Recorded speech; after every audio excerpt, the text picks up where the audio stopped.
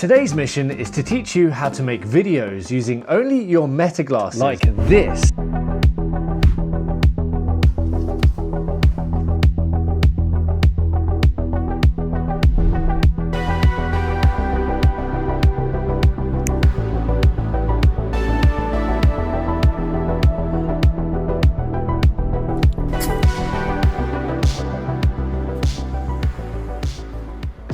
Now the thing that sets this video apart is its clever use of transition.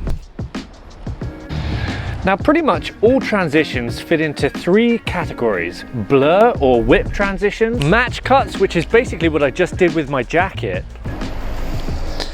and blocking, which involves covering the camera. These paired with different focal lengths make for an interesting and dynamic video. I know most of you are going to be using the Ray-Ban Meta smart glasses, but for this video I decided to use the Oakley Meta glasses, mainly because the camera is dead center and that will help me frame my shots easier. You can do the exact same with the Ray-Ban Meta smart glasses. You're just going to have to be aware that the camera lens is off to the side, but techniques are going to be exactly the same. Another reason I like the Oakley Meta Vanguards is because they have a voice command feature where you don't even have to prompt Meta. You can just say video and it will start recording. So when getting your shots for this, it's important to think about the start and the end of each shot so that the next shot matches the previous shot. And our first shot is going to start here at the famous Brighton Pier, a Victorian pier. And the way we're going to start this shot is with a reveal. So I'm going to block the camera lens, reveal the pier, and then I'm going to do a whip pan. So I'm going to look really quickly to my side,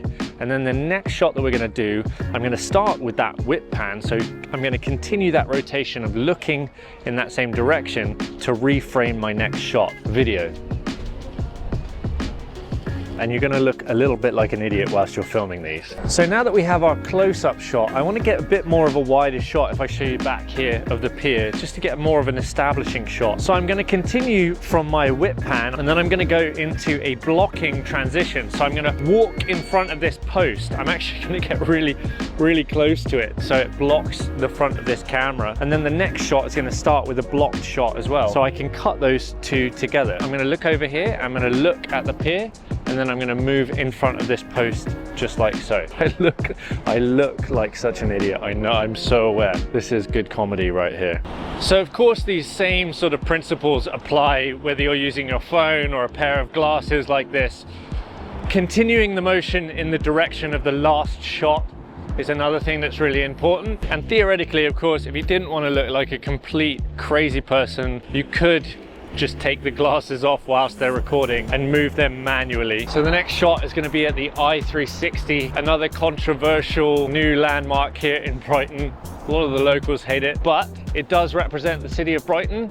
So we are going to get a shot. And of course, because we ended our last shot with a blocked frame moving in this direction, we're going to do the same. We need to find a spot to reveal the i360. So I think I found a good place to start my reveal shot. I'm going to go for this post, and then I'm going to walk out to reveal the i360. Hopefully then we can then match that shot, that looking up shot, to one at Brighton Pavilion, which has some nice steep spires as well. And if you're in doubt and you don't know how you're going to link together all of these shots, it's worth just getting a few different shots.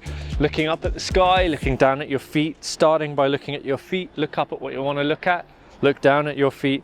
That way you always have something to transition to. If you do the same few transitions at every location, then you have lots of options of how you're going to string them together. So if you have the Ray-Ban Meta smart glasses and you bought the polarized version, it's great in a scenario like this where it's nice and sunny out, but you might run into problems if you're trying to wear them indoors, which means that you're only going to use them half the time.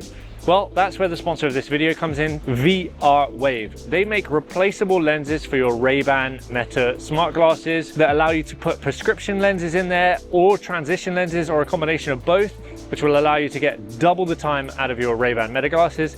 And if you have the Oakley Meta Vanguards, they make a really smart insert. So if you have a prescription, you can have your prescription lenses inside these glasses if you're doing a lot of activity and stuff, so you can still see, you're not going to be tripping over your feet as you're running. They also make a bunch of different accessories for the smart glasses, so you can go to vr-wave.store to check them out. I'll leave a link down in the description so you can go check them out. Thanks VR Wave for sponsoring this video. Now I didn't intend on adding this into the shot, but this might be a good little option for us. This is like an upside down house on the waterfront. So I think we're going to continue from the snap, and then I'm going to look up and maybe do a whip pan afterwards. Another interesting thing you can do is focus on consistency in types of shots. You can just do the same transition over and over again. So you could just, for instance, do something like a jump, and each time you jump, you're in a different location. So in order to do this, you could look down at your feet, start recording, do a jump, and then your cut will be when you're in the air, and then you'll just cut to a different ground and then look up afterwards. Because there are these pilings everywhere, I think this would be a great way of doing a blocking transition, as I might go from this piling to this piling, so do a double blocking transition. That way I can cut with one of the other block transitions that I've already done and then go into another blocking transition, and it could work out really good. So for our final shot, we're going to end at Brighton Pavilion, kind of famous, also another famous landmark here in Brighton that was built, I don't know any more information about it. But what we're going to do is we're going to try a variation of those transitions. We're going to look up and see if that spike, the transition of looking up, and the match cut is going to match with the i360, or whether we're going to need to use some other type of transition. So we're going to do our jump transition as well. We're also going to look down at our snap as a way of doing a match transition as well. All right, so now that we have all of our shots, let's go back, open the edits app, and put this all together.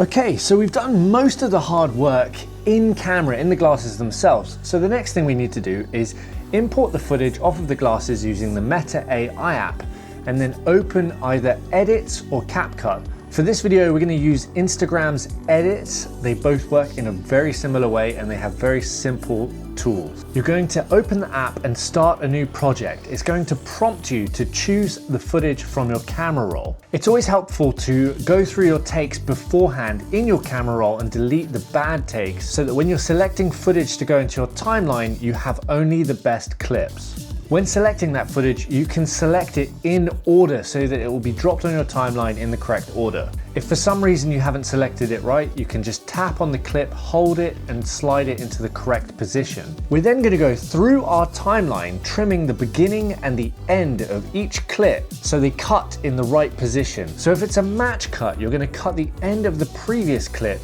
to the matching part on the start of the next clip. And if it's a whip pan, you're going to cut during the action where it's the blurriest. This is going to take a little bit of time and tweaking, but hopefully if you've filmed everything right and given yourself enough variations, you can go through and link up each clip to create that final continuous video with interesting transitions. Anyway, I hope you like this video. I'm trying to create new videos every single day, so if you're along for the ride, please hit the subscribe button, leave a comment down below. As always, links to everything in this video are down in the description along with the sponsor link. Thanks for watching, and I'll see you guys in the next one.